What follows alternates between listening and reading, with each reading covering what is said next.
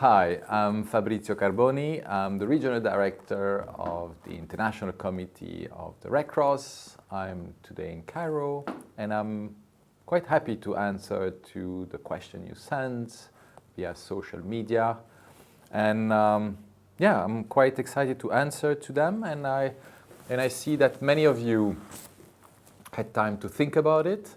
And more importantly, I see that a lot of the people who are asking questions are actually people who themselves went through the crisis the region faced. So I'm really, how can I say, honored to answer those questions, or try to answer those questions. So, first question from Daham Al-Hamad. I'm a Syrian refugee in Jordan, and I have my kids back home.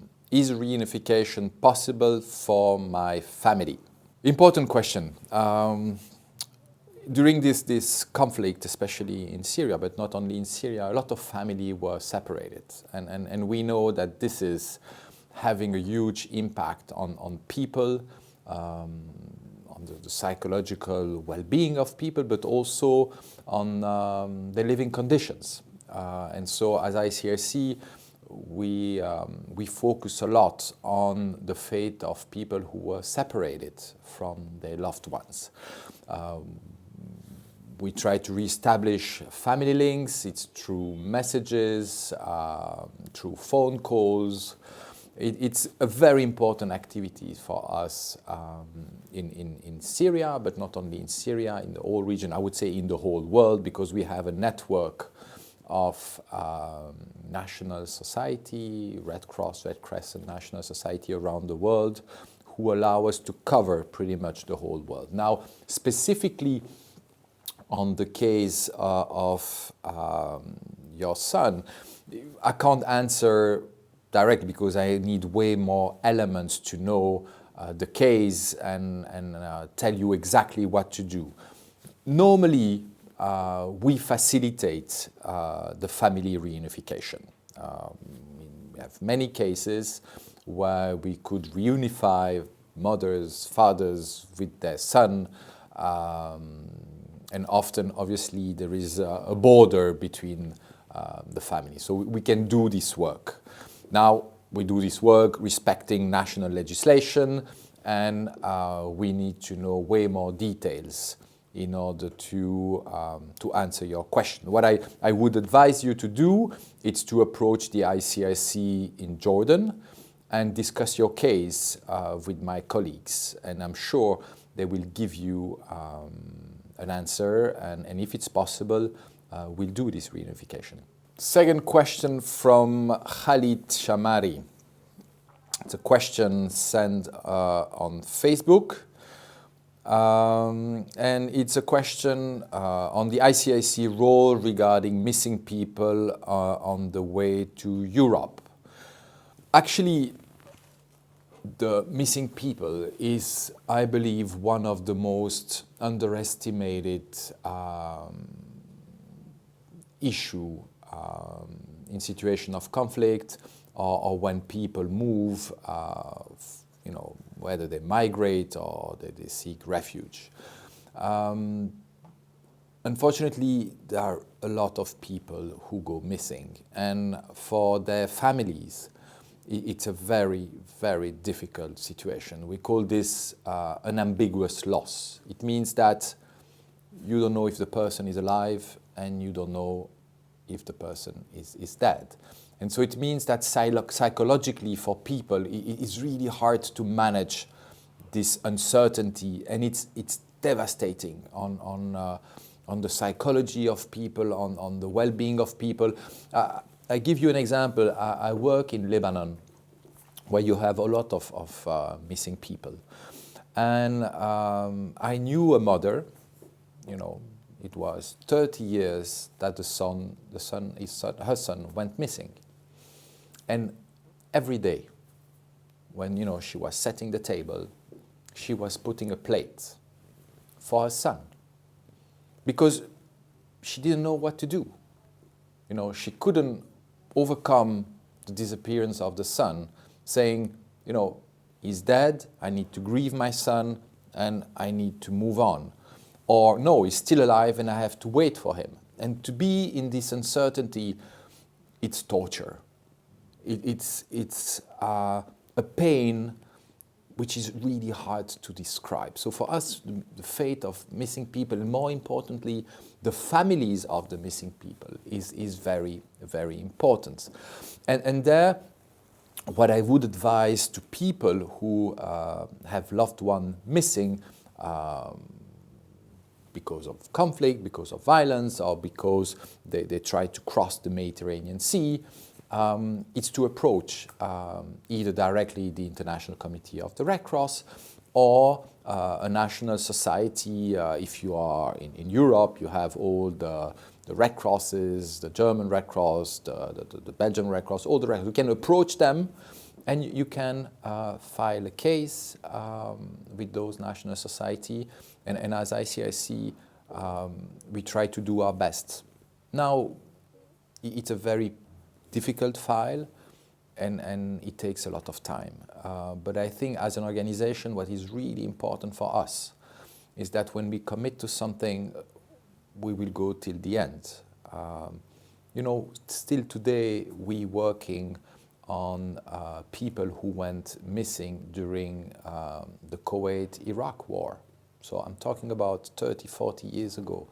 What I want to say there, it's long, it's painful, but we just try to continue. We try to be resilient. Even if it takes 20 years, 30 years, 40 years, we do all what we can to give answers to families. So, Tariq, that's a question I often have to face. So the question of Tariq is, are there some people who are members of the ICIC working at foreign intelligence services and use their work with ICIC as a cover? Obviously, if they do well their work, we won't know about it. This being said, often, not often, but sometimes I hear this question, and sometimes I have even states, telling us, you may be infiltrated, and I always have the same answer for them. If you know somebody who is undercover, please let us know. We would, dismiss this person straight away. But surprisingly enough, nobody came back to us with credible information, indicating that some of our staff is working for intelligence service. The second thing, probably it's the most important one. Today, with technology available, if somebody wants to know something, there is not much we can do. And there, I think the best protection we have is that we have no state secret in the ICIC. We have humanitarian information. We have information about humanitarian needs. Yes, we have sometimes sensitive information, confidential information, but these are not information state needs, and very often states know about it. So I would say, yes, good question, important question. We do our best, obviously, to avoid such a situation. I can't tell you for sure whether or not it's the case, but I tend to believe that we do our best to avoid such a situation. And two, I'm not sure that the information we have are really worth taking all the risk. It's worth for secret services or intelligence services to take all those risks. A question from Yazan Taif, and an important one. It's a question sent to us on Instagram. The question is, does IHL apply in the Middle East in terms of protecting the civilian objects and others during a conflict? Yes, for sure. IHL applies all around the world. Is it applied by the parties to the conflict? Not always, let's be clear. I mean, just need to see images of Syria, Iraq, and Yemen to see that there is still a long way to go. But I believe that there are also progress. Not enough, really not enough. Because I believe that Syrian or Iraqi or Yemen would have a lot of things to say about the respect of international humanitarian law. Now, we have small progresses, we have small evolution. Every time we can enter a prison to visit detainees, improve their living condition, it means that the law of armed conflict means something and has an impact. It's not enough. It's not enough, and that's why you need an organization like the ICRC. It's more than 150 years that we exist, and we will continue. We will continue engaging states, we will continue talk to the parties to the conflict, and improve their training in the respect of international humanitarian law. We will not let it go. I believe that with time it will improve, it is improving, but we should never forget that the responsibility to respect international humanitarian law is on the shoulders of the parties to a conflict. So we have two questions from Yemen on the COVID pandemic. We have a first question from Dr. Noura Al-Akmer. And the question is, what is the reason behind the lack of COVID vaccine availability in northern Yemen, Sana'a, and other cities? And then we have a second one also related to the COVID, and it's from Mohammed Al-Nagar. And the question is, why do you not continue supporting and operating the quarantine center at Al Ghumouria Hospital in Aden? I believe that first, the situation of northern Yemen is not unique. You know, as ICRC, we've been very vocal about the need to have more vaccines, especially in area affected by violence and conflict. And I believe that northern Yemen is an example of the lack of vaccines in the most difficult area and places around the world. I don't think there is something specific to northern Yemen. It's a situation we see in many places around the world. We believe that till we're not all vaccinated, none of us will be totally safe. So first, for humanitarian reason, we believe that everybody should have access to this vaccine, but also if some people around the world have a more selfish view on access to vaccine, I want to tell them that their interest is also to have vaccine around the world. Now, we cannot ignore that vaccine availability is not the only issue. We also see a lot of vaccine hesitancy. There is also a lack of trust from significant part of the population around the world on those vaccines. And we had cases where vaccines are available, but actually people don't go and get vaccinated. So I would say there are two aspects to this issue. The first one is to make vaccines available, and there a lot more needs to be done, and this can be done only with the authorities in charge and with the international community, and this should be done on humanitarian basis and for sure not on political basis. And the second front, it's obviously to build trust with people, to reassure them, to encourage them to be vaccinated, and this is also a big challenge. Then when it comes to the second question on Al Ghumouria Hospital in Aden, actually we didn't stop our support. It is just that we transferred the facility, which is a COVID treatment center in Aden, to the health authorities in Aden, but we continue supporting financially, materially, with medical material and technically the COVID treatment center in Al Ghumouria Hospital. Several people like Mohsin Ali Sayed, Said Al-Musawi and Noor Al-Oda, they send us a question from Iraq saying, my question is about the missing people in Iraq. Have we found any of them? Actually, yeah, we have several questions from Iraq regarding the fate of missing people during Iraq War, the first and the second Gulf Wars. I won't say that I'm happy, but I'm glad to hear this question, because in my view, we don't speak enough about the missing people in Iraq. I'm not 100% sure, but I believe that Iraq is the place on earth where you have the highest number of missing people in the world.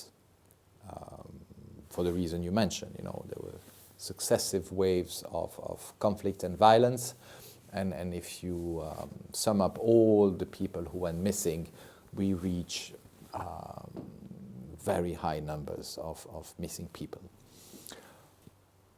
As I say, we're still very much involved in finding answers for the families of the missing people. And we are still active on Iran-Iraq war, both in Iran and in Iraq, supporting authorities. We are very active in the Iran-Kuwait conflict also there. And regularly we find mortal remains and regularly we share those information with the authorities and then with the families of the missing. To be honest, way more needs to be done. But this, we can't do it alone.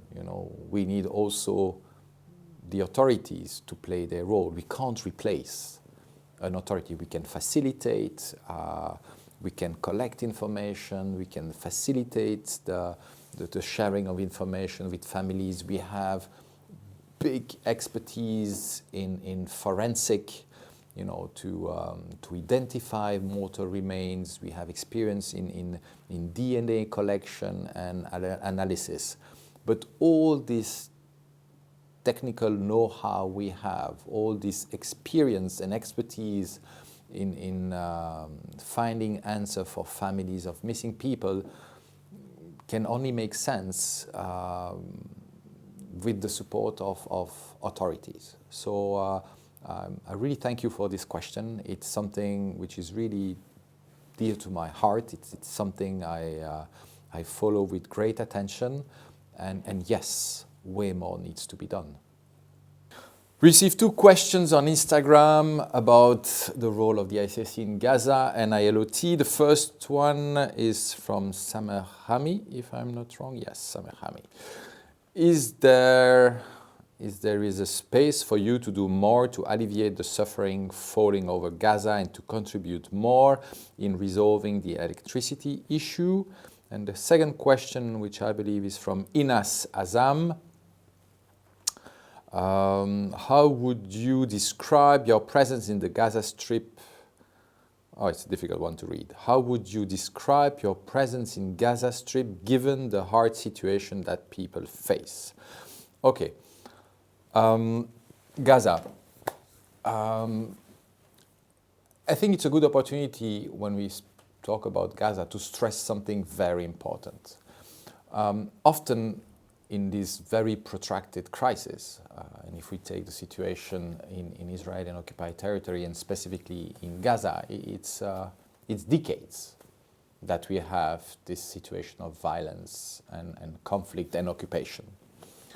And often people look at humanitarian actor and look at the ICRC as if we had a responsibility to solve the problem in this place. And for me, it's a good opportunity to remind everybody that the first responsibility to fix this are the parties to this drama. Electricity. I mean, we can rebuild electricity every 2 years. But regularly we have violence and conflict and destructions. So yes, we could do more, and we're doing more actually, and especially about electricity. You know, it's not just electricity, but it's electricity, it's water, it's sewage system. We're working on what we call the resilience of those systems. You know, try to make sure that when there is violence, they don't all collapse. Now, all this work takes place in a political environment, which we don't control. And yes, we can do more, we will do more, but this will not replace the lack of credible process. And this is something very strong in the Palestinian territory, is this crisis of hope, you know. And humanitarians, and especially the ICRC, as we have a very big presence in this part of the world, as we're really doing a lot of work, sometimes people, instead of expressing their frustration to the authorities who need to fix this, they transfer this anger to humanitarian actors. I understand it, but it's also, I believe, not fair, because it's not our responsibility to solve this political problem, which is now 50, 60 years old. We do our best, we do what we can. During the last escalation in Gaza with the Palestinian Red Crescent, we were the only one active, even during the bombings. You know, while everybody was staying, you know, in their offices and home, with the Palestinian Red Crescent, we were the one going out, providing supplies to the hospital, making sure that fuel was reaching the pumping station, the power supply. But yes, it's a very frustrating situation, frustrating for us, but I mean, who cares that it's frustrating for us? The most important is that it's frustrating and unfair for the people living in Gaza. I think if you're 18 or 20 years old, you've seen all your life 3, 4, 5 wars where everything is destroyed. And the other thing which is really specific to Gaza is that when there is fighting, when there is bombing, there is nowhere to go. You know, if it happens in a I would say normal place, people they leave, you know, they cross a border, they go somewhere else, they leave the city, they leave the area where the fighting is taking place. But when you're in Gaza, there is nowhere to go, you know. You just have to duck and wait. And this has a terrible psychological impact on the people in Gaza. And I was there just when the violence stopped. So when I spoke with my colleagues, my Palestinian colleagues in Gaza, I could clearly see that they can't take this anymore. They can't take this constant fear, not knowing whether a bomb will explode on their house, on the streets, what's happening to their kids. And what I found really difficult to hear is those parents who have to explain the situation to the kids. I think as a parent, to see your children afraid and not being in a position to reassure them, to protect them, probably because I'm a father, it's the thing this is the most difficult experience as a humanitarian worker, is to see parents, mother, father, not being in a position to reassure and protect their children. One of my favorite questions. So we have several persons, including Mohamed Noha Al-Mohtar, asking, how can young people volunteer and be part of the ICRC humanitarian work? while Wada Suleiman asks about the recruitment process at the ICIC and accusing some ICIC delegation of not being transparent. Ooh. Okay, so to join the ICIC, it's possible, and we have many people from the region. I have many Lebanese colleagues, I have many Egyptian colleagues, I have many Iraqi colleagues, Syrian colleagues working all around the world. So it's clearly possible. Now, it depends what you want to do. If you want to be what we call a delegate, which means to be posted abroad, so to travel, it's a difficult process, but it's possible. You know, we expect people to speak 2-3 languages, to have a university diploma, master's, it's even better. And also, you need to be ready to travel. And in the beginning, you also need to be ready to travel without your family. It's a great work. It's really a work which allows you to give, but you receive also a lot. But there is a price to pay. And the price to pay is to be far from your family, far from your friends, to be alone, sometimes also experience difficult situation that you need to process. So for the ones who feel that they're ready for this, that they meet the conditions to join the International Committee of the Red Cross as, I would say, a delegate. I mean, we have a website, the icic.org, where you have, you know, the whole process explained, and that's the only way to get in. You know, there is no other way. You need to go through this process. Then you can also join the International Committee of the Red Cross in your own country. There are job openings very regularly, and you can see if you meet some of the criteria of the job openings. So we need engineers, we need people capable of communicating, lawyers, administrator, economists, logisticians. I mean, the list is really long. And the third option, and I think it's a very important one, is that in each and every countries around the world, you have a national society. And you can be a volunteer of this national society, which means you work in your community for your community.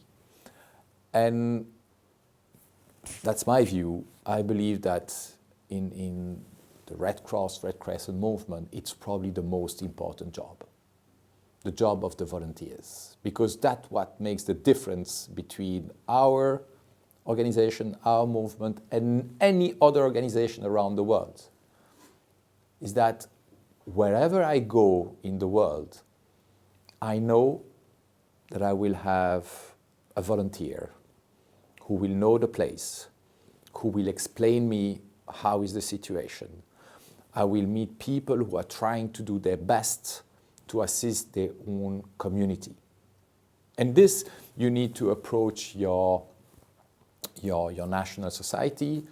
You can approach also what we call local branches. And also what you need to know, excuse me, is that we have a lot of people who started as volunteers, made their own experience, and at one stage they decided to join the International Committee of the Red Cross and to travel abroad and be posted all around the world. So these three positions, volunteers with the National Society, working with the ICIC in a country as what we call a resident staff or mobile staff, all those positions, it's fluid. You can move from one to the other, obviously if you meet the condition and the criteria. When it comes to the transparency and fairness of the process, obviously I'm not objective because I work for the ICIC. My experience is that, especially for the delegate position, it's quite transparent, and especially it's a blind process because it goes through a website where we don't see people, we don't know who the people are, and there is no other way to get into the system. Are there difficulties? Is it sometimes not transparent? Probably, because I cannot guarantee 100%, I cannot be 100% sure that it's totally transparent. But there are ways to appeal. There are ways to reach out to the ICSE, explain the situation, and give elements to explain why we believe that the process was not fair, transparent, or that you felt that you've been discriminated. So again, recruitment is a human process. It's not perfect, but I believe that we try to do our best to limit discriminatory approaches and bias. And finally, it allows me also to encourage women to apply, people from minority. I really strongly encourage you to apply, to try, because as an international organization, we really want to have a diverse workforce composed of people coming from all around the world, and we also want to have a gender diverse organization. So please apply. How is climate change affecting the Near and Middle East region, and what can the ICIC do to help? I believe that there is no region around the world which can escape this climate crisis. And wherever you are, I believe it's under the eye of everybody. Today I'm talking from Cairo. And the weather is really cold today in Cairo. And when I talk to my friends in the ICIC office in Cairo, they acknowledge that this is not normal. So there is no place on earth where you can say that you're safe from the climate crisis. Now we work in areas where there is violence, there is conflict, there is instability. First, climate change, climate crisis is not the only reason why you have conflict, and it's often not the main reason, but it often contributes to violence. You know, if you look, for instance, in the Horn of Africa, you see that nomad population had to change their traditional routes because of the drought, because of the rainfall are way too low. And so they change their routes, and when they change their routes, they move into other territory where you have other population, often rural people, and it creates tension, which sometimes lead to violence and conflict. I repeat, it's not only climate which explains violence, but it clearly contributes to it, and it's not helping. On top of this, when there is conflict and violence, the climate crisis makes it even more difficult for people. It's an additional layer of complexity. It aggravates the situation of people affected by conflict and by crisis. You know, take the example of water.